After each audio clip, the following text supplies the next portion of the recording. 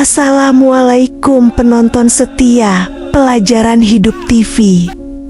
Bukan sekedar cerita, tapi pelajaran hidup yang menyentuh hati. Bayangkan, di balik jas putih dan senyum ramah seorang dokter, tersimpan nafsu binatang yang begitu mengerikan. Seorang dokter muda, tampan, kaya, anak pejabat tinggi, pemilik klinik mewah di Jakarta Selatan.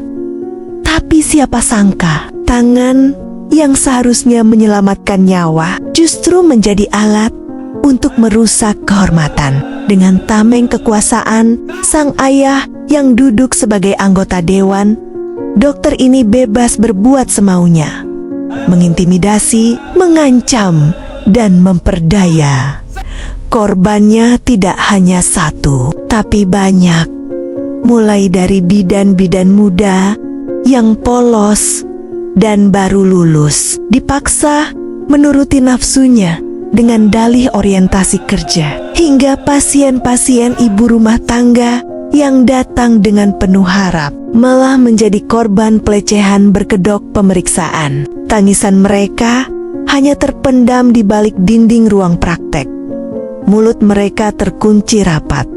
Takut karena semua orang tahu melawan anak pejabat bisa jadi petaka.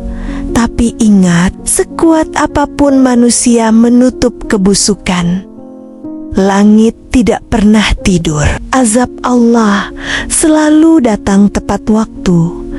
Apa yang terjadi ketika seluruh dosa itu akhirnya terbongkar?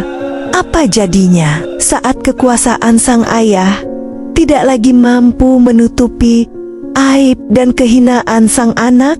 Ikuti kisah selengkapnya. Namun bagi yang beragama Islam, saya sarankan tuliskan sholawat Nabi Muhammad di kolom komentar. Semoga kelak sholawat ini menjadi saksi untuk mendapat syafaat di akhirat. Jangan lupa like dan subscribe. Kami doakan yang subscribe rezekinya semakin berlimpah, hidup penuh kemudahan, dan selalu dalam keberkahan. Amin ya robbal alamin. Dr. Bayu Setiawan, usianya baru 34 tahun, berwajah tampan, gagah, dan selalu tampil dengan jas putih yang licin tanpa noda. Ia adalah anak dari Pak Haji Setiawan, seorang anggota DPR yang terkenal punya pengaruh besar. Kliniknya berdiri megah di jantung Jakarta Selatan. Bukan klinik sembarangan. Interiornya seperti hotel bintang 5, mobil mewah parkir berjejer di halaman. Setiap pagi, deretan pasien antre, mulai dari ibu rumah tangga, wanita karir, sampai sosialita yang ingin periksa kandungan. Tapi siapa sangka, di balik senyum manis dokter Bayu tersimpan nafsu yang menjijikkan. Semua orang tahu, hampir tiap bulan klinik itu selalu ganti asisten bidan. Tapi tidak ada yang berani bicara. Bisik-bisik tetangga, suara sumbang dari mantan karyawan, semua tenggelam oleh bayang-bayang kekuasaan. Siapa yang berani lawan anak anggota dewan?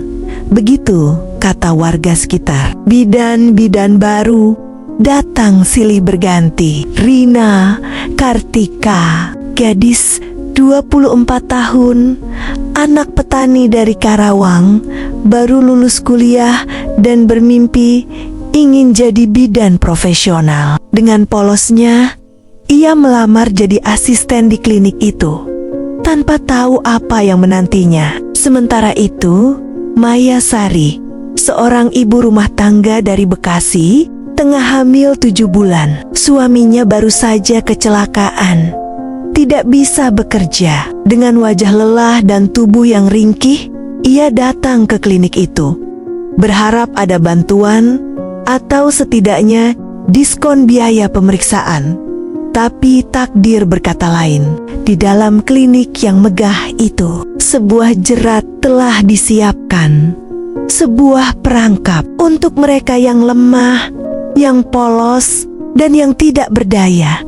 Dokter Bayu dengan liciknya mulai menjalankan aksinya dengan dalih orientasi kerja, dengan dalih pemeriksaan kesehatan, dengan dalih kebaikan palsu. Semua bermula dari sini. Pagi itu, Rina Kartika berdiri gugup di depan pintu klinik megah. Dengan seragam bidan barunya, ia menatap pelang bertuliskan Klinik Ibu dan Anak Sejahtera, tempat di mana ia berharap bisa meraih cita-cita, membantu ibu melahirkan dan menolong sesama. Tapi siapa sangka, pintu yang ia ketuk adalah pintu menuju mimpi buruk. Di ruang praktek, Dokter Bayu menyambut Rina dengan senyuman ramah. "Selamat datang ya Rina. Di sini kita kerja seperti keluarga, tapi tentu saja ada orientasi khusus," ucapnya sambil menatap tajam dari ujung rambut hingga ujung kaki. Tatapan yang membuat Rina tak nyaman. Tapi ia berusaha tetap tersenyum sopan. "Orientasi?" tanya Rina ragu. "Ya, supaya lebih dekat.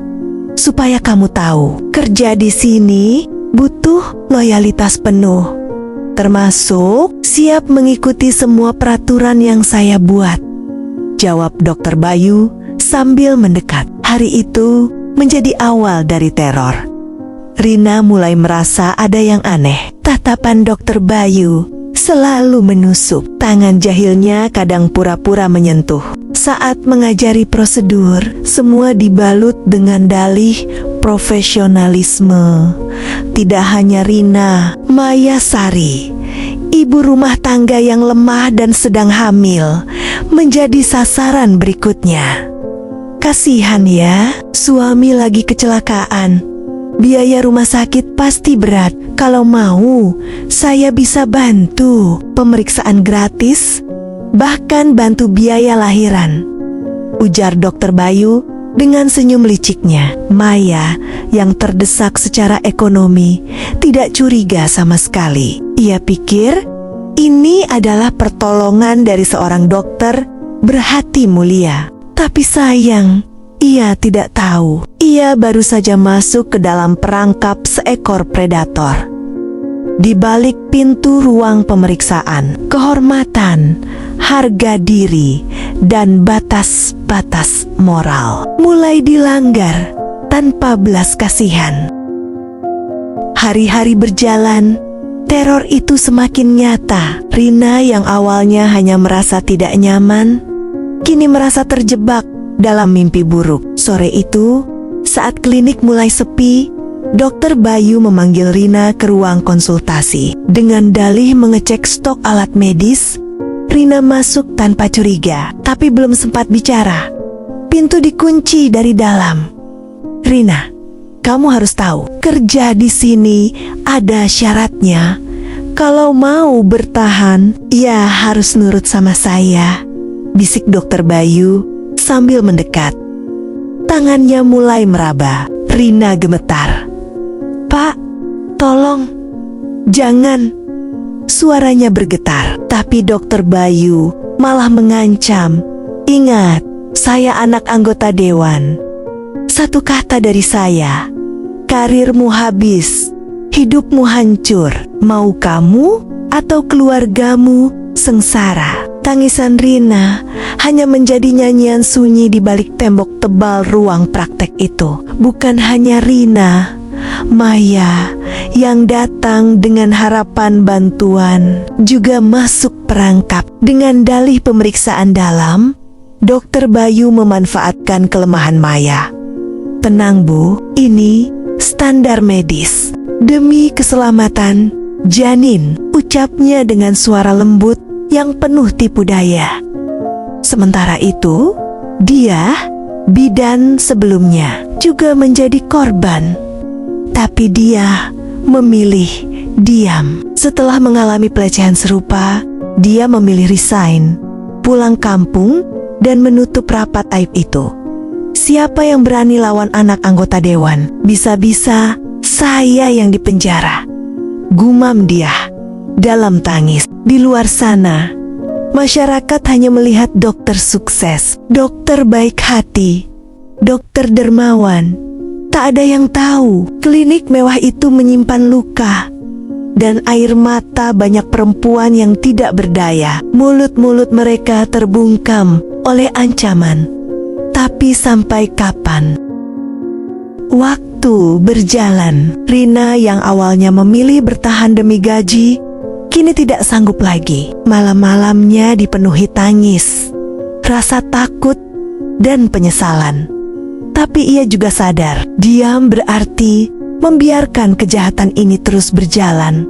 Sampai akhirnya, sebuah keajaiban terjadi. Tanpa disengaja, salah satu pasien yang juga menjadi korban berhasil merekam aksi bejat Dr. Bayu saat pemeriksaan khusus. Video berdurasi 43 detik itu menunjukkan suara Dr. Bayu dengan kalimat yang tak pantas, lengkap dengan wajahnya yang jelas terlihat. Video itu pertama kali diunggah ke TikTok oleh akun anonim. Captionnya hanya satu kalimat, "Beginikah dokter yang katanya pahlawan kesehatan?" Dalam waktu kurang dari 5 jam, video itu viral. Puluhan ribu komentar bermunculan, ratusan ribu share. Nama Dr. Bayu langsung trending di semua platform. Di rumah megahnya, Pak Haji Setiawan panik.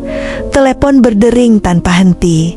Wartawan menyerbu. Media mulai memberitakan skandal ini. Dengan kekuasaannya, Pak Haji mencoba menekan polisi, membayar media untuk menurunkan berita. Tapi semua sudah terlambat. Netizen bergerak lebih cepat. Banyak korban mulai berani speak up. Dia, bidan yang dulu resign, akhirnya angkat suara lewat live Instagram. Air matanya jatuh tanpa henti. "Saya korban juga. Selama ini saya takut. Tapi sekarang cukup. Saya tidak mau ada korban lagi," ucapnya dengan suara gemetar. Maya pun ikut bicara. Ia menceritakan semua tentang pelecehan yang dialaminya. Semua fakta terungkap. Semua aib yang selama ini ditutupi dengan uang dan jabatan kini terbongkar. Dunia maya meledak. Tidak ada lagi tempat untuk bersembunyi. Klinik yang dulu megah kini berubah menjadi tempat berkumpulnya wartawan, polisi, dan warga yang marah. Azab mulai mendekat. Sejak video itu viral, badai kehidupan menghantam keluarga Dr. Bayu. Semua yang dulu tampak megah perlahan runtuh satu persatu. Azab pertama datang kepada Pak Haji Setiawan. Saat sedang rapat di kantor DPRD, ia tiba-tiba jatuh tersungkur. Stroke berat. Mulutnya miring, tidak bisa bicara. Separuh tubuhnya lumpuh. Orang yang dulu sombong, sering menindas dengan kekuasaannya, kini hanya bisa duduk lemah di kursi roda, tak berdaya. Azab kedua menimpa klinik megah yang dibanggakan. Polisi datang membawa surat penggeledahan. Klinik disegel, seluruh aset dibekukan. Alat-alat mewah disita, rekening bisnis diblokir.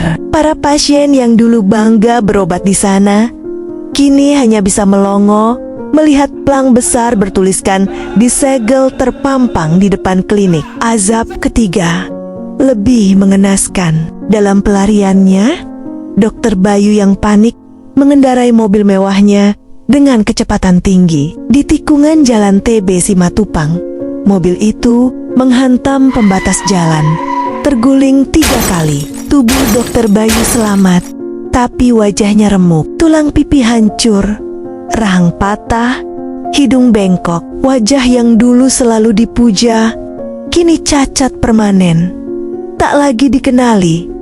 Azab keempat, istrinya, Indira Sari, kabur membawa semua harta, perhiasan, uang tunai, bahkan beberapa surat tanah. Ia tidak tahan menanggung malu. Ia menggugat cerai dan memutus semua hubungan. "Maaf, aku tidak mau hidup bersama pria hina seperti kamu," tulisnya dalam surat perceraian. Dan puncaknya, azab kelima. Di dalam sel tahanan, Dr. Bayu divonis mengidap kanker ganas. Tubuhnya semakin kurus, rambut rontok, wajahnya pucat pasi. Rasa sakit menghantui setiap hari, tanpa ada keluarga yang peduli. Dulu ia sombong, berkata kekuasaan ayahnya bisa menyelesaikan segalanya. Tapi lihat sekarang, semua itu tak bisa melindunginya dari azab Allah yang datang bertubi-tubi. Setelah bertahun-tahun menjadi predator berkedok dokter, akhirnya jeratan hukum tidak bisa lagi dihindari. Dengan kondisi Pak Haji Setiawan yang lumpuh dan tak lagi berdaya menekan pihak berwajib, proses hukum berjalan tanpa hambatan. Suasana sidang pengadilan penuh sesak. Wartawan, aktivis, bahkan masyarakat umum berbondong-bondong datang. Di depan meja hijau, Dr. Bayu duduk di kursi roda. Wajahnya rusak parah, tubuhnya kurus kering, penuh selang infus, menahan rasa sakit dari kanker yang semakin ganas. Satu persatu, korban berdiri memberikan kesaksian. Rina berdiri dengan suara gemetar tapi tegas. "Yang mulia, saya tidak akan pernah lupa bagaimana hidup saya hancur karena dokter ini. Tapi saya berdiri di sini bukan hanya untuk saya, tapi untuk semua korban yang selama ini bungkam karena takut." Maya menangis saat menceritakan apa yang dialaminya. "Saya datang ke klinik itu karena butuh pertolongan, tapi justru kehormatan saya direnggut tanpa belas kasihan. Dia, bidan yang dulu memilih diam, kini berdiri paling depan. Selama ini kami takut, tapi tidak lagi. Kami ingin keadilan ditegakkan." Hakim mengetukkan palu. Vonis pun dijatuhkan. Dr. Bayu dinyatakan bersalah atas tindak pidana pelecehan seksual, pemerasan, intimidasi, dan pencemaran nama baik dunia kedokteran. Hukuman maksimal dijatuhkan 20 tahun penjara tanpa remisi. Riuh tepuk tangan pecah di ruang sidang. Beberapa korban menangis, ada yang bersujud syukur. Keadilan akhirnya benar-benar berpihak kepada mereka yang selama ini ditindas. Di kursi roda itu, Dr. Bayu hanya bisa menunduk. Air matanya mengalir, tapi semuanya sudah terlambat. Tidak ada lagi yang bisa dia perbaiki. Dunia yang dulu ia injak-injak dengan kesombongan, kini membalasnya dengan kehancuran total. Hari-hari di dalam sel menjadi mimpi buruk tanpa akhir bagi Dr. Bayu. Dulu, hidupnya dipenuhi dengan kemewahan, fasilitas mewah, kekuasaan, dan wanita-wanita yang tunduk karena takut atau terpaksa. Kini, ia hanya seorang narapidana cacat, duduk di kursi roda, terkulai lemah, tanpa keluarga, tanpa harta, tanpa harga diri. Selama berbulan-bulan, kanker di tubuhnya semakin menggerogoti. Nafasnya pendek, berat badannya turun drastis, rambutnya rontok, tubuhnya penuh luka baring. Makanan di penjara yang seadanya hanya mempercepat kondisinya memburuk. Di sisi lain, Pak Haji Setiawan yang dulu ditakuti, kini hanya bisa menatap kosong dari kursi rodanya. Lumpuh, bisu, tak bisa bergerak. Istri Pak Haji sudah meninggalkannya. Anak-anak lain pun memilih menjauh. Kini, mereka adalah dua orang yang dulu merasa berkuasa atas semua. Kini dihancurkan oleh tangan mereka sendiri. Malam-malam Dokter Bayu diisi dengan tangisan. Matanya menatap langit-langit penjara yang lembab. Ya Allah, apakah dosa saya sudah sebesar ini? Kenapa saya begitu bodoh, begitu sombong? Lirihnya dengan suara parau.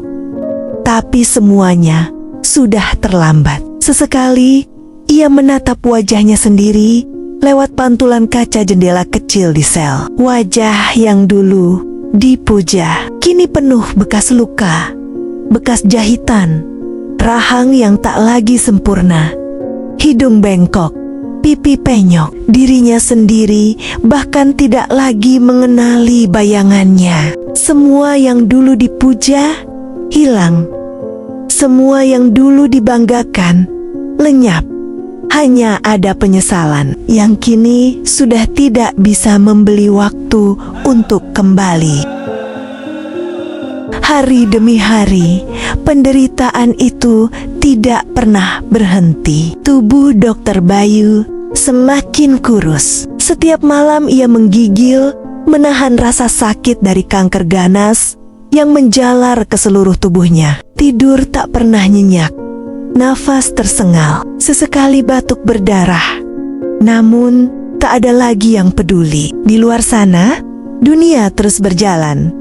Klinik mewah itu sudah berubah menjadi puing-puing. Aset disita, papan nama klinik dicopot, dan bangunan megah itu kini hanya menjadi saksi bisu dari dosa yang tak terampuni. Pak Haji Setiawan yang dulu berkuasa kini hanya duduk di kursi roda, tatapan kosong, mulut ternganga tanpa bisa berkata. Ia menyaksikan semua kehancuran yang ia tutupi selama bertahun-tahun. Kekayaan hilang, jabatan sirna, nama keluarga tercoreng selamanya. Sementara itu, istri Dokter Bayu sudah benar-benar menghilang tanpa kabar, membawa seluruh harta yang sempat ia amankan. Ia tak sudi hidup berdampingan dengan pria yang namanya kini menjadi aib se-Indonesia. Lebih miris lagi, di penjara, teman-teman sesama narapidana tidak ada yang bersimpati.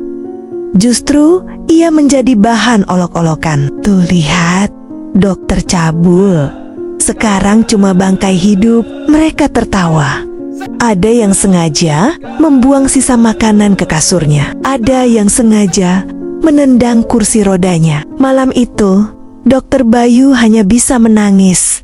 Ya Allah, ya Allah, ampuni aku, tolong aku, lirihnya. Tapi semua itu hanya pantulan suara yang kembali ke dinding sel yang dingin. Penderitaan yang tak berujung, azab yang tak pernah berhenti. Dunia yang dulu ia injak-injak dengan kesombongan, kini membalas dengan kehinaan tanpa batas. Di ujung sisa hidupnya, Dokter Bayu mulai tersadar. Di balik jeruji besi, di atas kursi roda, dengan tubuh yang setengah mati, ia mulai belajar mengaji. Setiap hari, ia meminta kepada petugas lapas untuk meminjamkan mushaf Al-Quran. Suaranya parau, bibirnya gemetar, tapi perlahan, satu demi satu ayat ia baca, sambil menahan tangis dan rasa sesal yang menyesakkan dada. Ya Allah, aku hina, aku najis, aku pendosa. Tapi jika masih ada sedikit pintu ampunan, terimalah tobatku. Ia mulai rajin ikut kajian di penjara, mulai membantu narapidana lain, sekadar menyapu atau mengantar makanan. Tidak lagi ada kesombongan, tidak lagi ada harga diri diagung-agungkan. Yang tersisa hanya seorang lelaki renta dengan tubuh yang rusak, menunggu waktu. Pak Haji Setiawan di rumah pun tidak berbeda. Meski lumpuh, setiap hari ia hanya bisa menangis. Air mata terus menetes. Ia sadar semua ini adalah buah dari kesombongan dan kezalimannya selama ini. Tetangga yang dulu dihina, rakyat kecil yang dulu diperas, kini tidak ada satupun yang datang menengok. Rumah besar itu kosong, hanya diisi suara kursi roda yang berdecit pelan dan tangisan lelaki tua yang menyesali hidupnya. Dokter Bayu akhirnya menulis sepucuk surat kepada semua korban. Isinya hanya satu, permintaan maaf.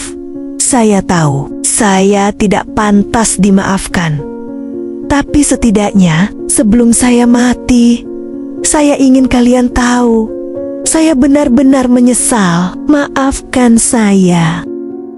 Di tengah malam yang sunyi, suara hujan mengguyur atap lapas terdengar lirih. Dokter Bayu terbaring lemah di atas ranjang besi. Nafasnya satu-satu pendek, tersendat. Tubuhnya semakin kurus, wajahnya pucat pasi. Mata cekung, hanya menatap kosong langit-langit sel penjara. Petugas lapas yang biasa mengantarkan obat sempat mendekat dan bertanya, "Dok, masih kuat?" Tapi Dokter Bayu hanya tersenyum getir. "Doakan, semoga Allah masih mau ampuni saya," jawabnya lirih. Pagi itu, kabar menyebar ke seluruh lapas. Dokter Bayu meninggal dunia di dalam sel tahanan. Meninggal dalam kesepian, tanpa satupun keluarga yang datang. Tanpa ada pelayat, jenazahnya dibungkus kain kafan seadanya.